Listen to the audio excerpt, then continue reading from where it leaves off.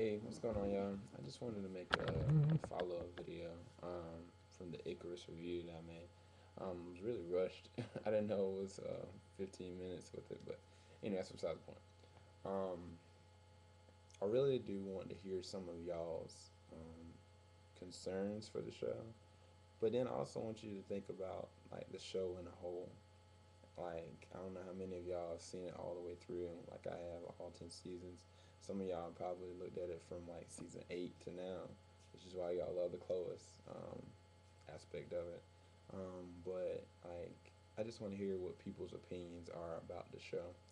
And voice your concerns. Like, if you feel like there's too much Clovis, if you feel like there's not enough Clovis, if you feel like there's a lack of having Michael Rosenbaum and as Lex as a predominant like actual enemy for something Clark to go against, like express it. Um, I'm gonna express some of mine right now, and then I just want to get y'all to send me video responses or write your other responses on what you feel like. What could they really improve on in the show? Who knows? They might actually do it. Um, who knows? We might be able to actually shoot this video to them so they can do something about it.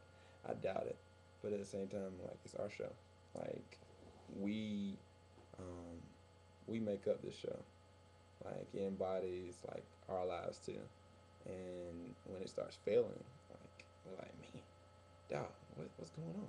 Like my show is messed up. This is one of the reasons why I look at TV. But all right, I'm gonna go ahead and start off. Okay, me since the beginning, I've loved Smallville. Like I've loved it as a show because of the character development, because of the heart of it. At the point that Jonathan Kent died, I lost a little meat in the story because Jonathan represented to me the conscience of the story.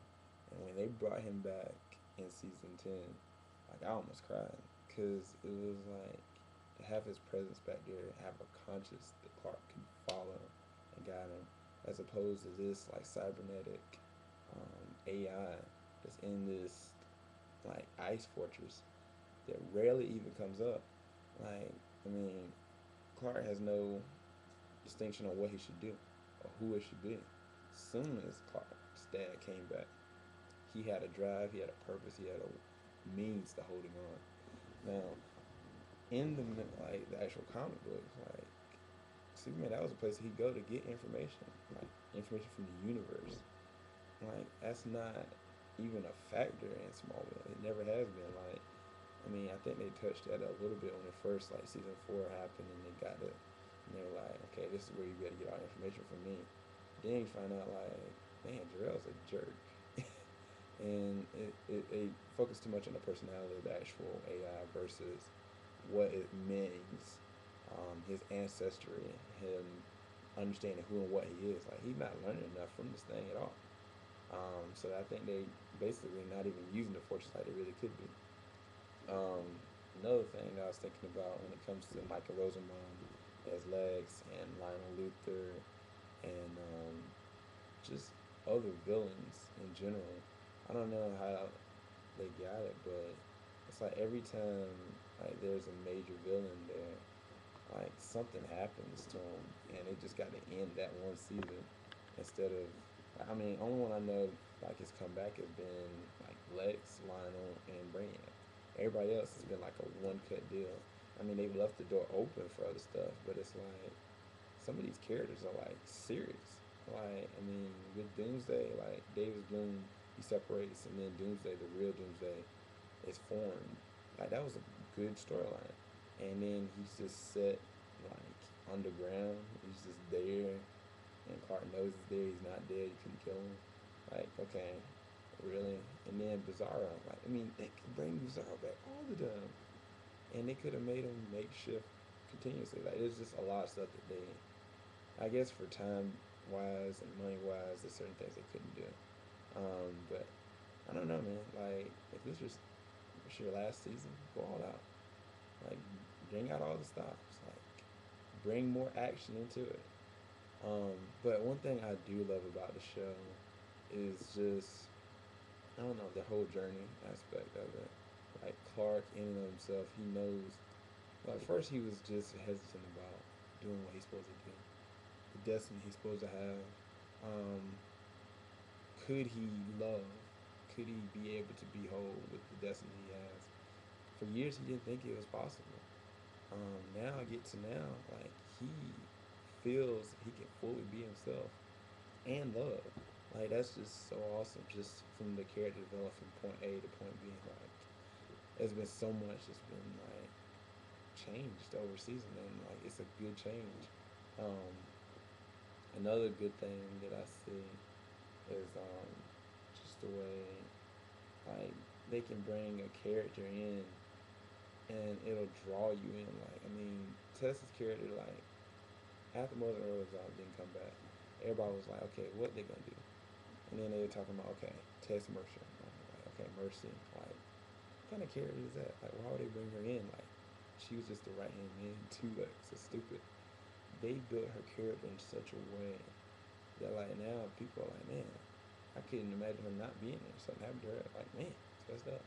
So the producers, they do a really good job of drawing a character in. Um, but when it comes to just like, I don't know, I heard somebody else talking about this in a review, and like, hopefully nobody gets upset with me because I love Chloe to death. And I think Chloe's fine. I think she's an intellectual person. Like she's really cool people. She plays pivotal roles in who Clark defines himself as. Um, and then Oliver, their relationship. Okay, Chloe and Oliver, they had fling going on. Now I think that there was always some tension there, but I think because of her love for Clark, like they never expressed it, and they were already in between like people, and so then they got together and they were like, okay, no strings attached. You've seen this in different soap operas, of course. Um, and then they instantaneously just fell in love. Like I don't know if they should necessarily have gone that route. I think they really did that for ratings. I mean, it's an interesting story. It's an interesting love story. Um, but was it needed? Could they have focused on something more um, with Oliver? Like I don't know. They just didn't go there. Like with their ability they have with character development, they should have done so much more. They could have done with that. Um, I think in the confounds of like Chloe moving on, I think that's part of the reason why they did that. But it was still cool. When it come when it came to Lana and Clark, oh jeez, Lana and Clark, they were a roller coaster ride, just waiting to crash, like in Final Destination 3. Like that thing was definitely going to crash. How we all thought that she was going to die. To keep the mythology straight, they didn't. But I mean, in the sense that she's going around with the kryptonite suit, it's kind of weird. Um, but who knows? They might bring her back. But no, it was a good. It drew me in. Like their love story drew me in, but it was so tragic that like I was like, why do they keep repeating this thing? Like it's just making me depressed. um, but I mean, it ended on an interesting note. It ended on a very sad note. It was good. Um, but I mean, I don't know, just Smallville and defining it, like it is epic. Like this show is legit. Like it's so much like character, so much possibility, and so much in between the cracks that you didn't know about. Like these characters that they put on the show. Like if they focus on the actual characters, like if Green Arrow, like for him, focus on him being a better hero, learning new abilities, growing a beard like he's supposed to, keeping sane in the midst of all this darkness is around him. Like that would be the core of the show. I mean, with Clark, with him learning new abilities in the beginning, like that was so cool. But I mean, why has he not flown? Like really? Like why has he not learned how to defend himself in different ways? Of course, like he went through training with Jor-El, he learned so much stuff. But that was such a cop out. They easily could have took more time actually showing how he's gonna be this ultimate defender. I don't know. It's just a lot of stuff that they could really focus on. They just don't. But I still love the show because I mean, there's nothing like it. There's not been a show on TV that defines like a hero like that. Like, it hasn't. Like, I mean, they've done soap operas like One Tree Hill, like um, Heroes, different shows have attempted stuff like that, but never in a blend like how Smallville is. Like, in and of itself, it's unique.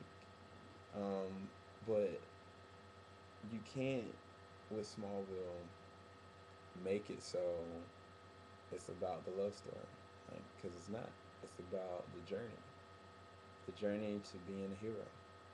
And if Clark is not making that journey adamant or fearing it or fighting it in any kind of way, then it defeats the purpose of the actual show.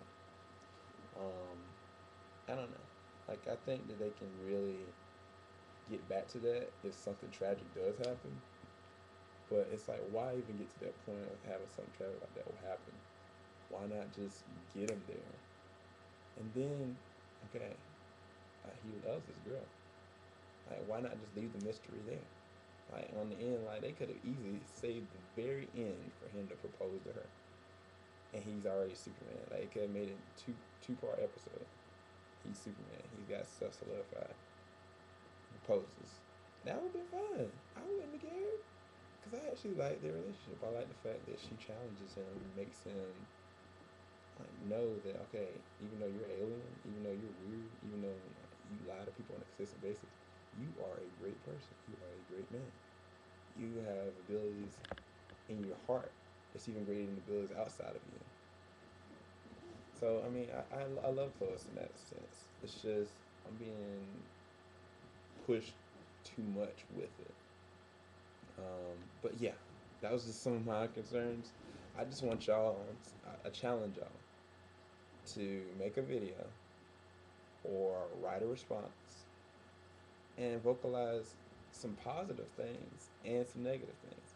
Make sure, no matter what, if you say a lot of negative stuff, at least say some positive stuff, because you know there's a reason why you look at this show. This show is legit. But just I challenge you to do that, because I kind of rushed through my review and I ran out of time. So I was like, well, I'll make something else. So this is just a challenge out there to y'all. What's the positive and the negative of Smallville in your life, in your kid's life, in your family's life, just in general? Like, what does Smallville mean to you? And then let's talk about it, and then let's believe that this show is gonna come out with the bang and not with the bust. But y'all take care out there. Again, this is SCL 0320. Have a good night.